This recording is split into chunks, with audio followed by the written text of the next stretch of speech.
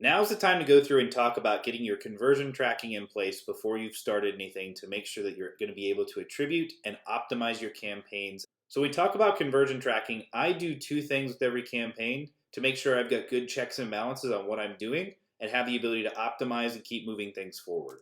So, the first thing I do is add a Google AdWords conversion tag to my thank you page or whichever page is confirming something is happening on our website. So, you generate that tag in the account. You need to have your global site tag on your entire site, so all pages, as well as your conversion tag on your specific thank you pages. I place those with Google Tag Manager and confirm with Tag Assistant. I have given you tutorials down below that are going to show you how to A, generate your global site tag and place it, and then B, how to get your conversion tag on the pages that you need. In the video for the global site tag, it's also the remarketing tag, so I've called it the retargeting tag. Just know that you have to have that on all pages to make sure that your conversions are tracking correctly. Just go through and see the tutorials for help there. So that's really check number one.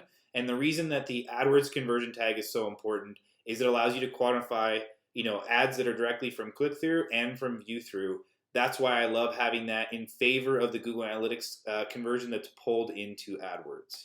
But as a checks and balances, I also create a Google Analytics goal to track the completions of whatever the important event I want someone to take. So opting in, buying a product, whatever that is, I go through and create either a destination goal if we've got an actual thank you page, or if it's at something that's not as trackable as that, I use an event goal that I pass into GA and then turn it into an actual goal. And so, what's really important here is in the end, we want to be able to tie our UTM data to our conversions and see if it's off that the tracking is broken somewhere. So ultimately, at the end of the day, we're going to talk about building our UTM tracking templates in the next section. But what I want to have is our AdWords conversion tracking pixels to say you had 10 conversions, and then also inside of Google Analytics so I can see last click attribution and make sure the UTM are passing correctly. And if something is off, I can go through and fix that. It's not necessarily going to be 100% accurate between the two of them, but I want to make sure it's directionally accurate.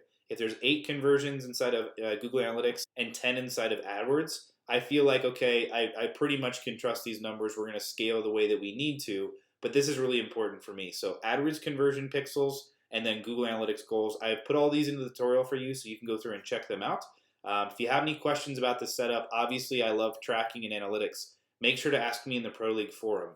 In the next video, we're going to talk about setting up your UTM value track parameters, which is one of the coolest features of AdWords. You really need to go through and make sure you implement this, and you'll love the results that you get.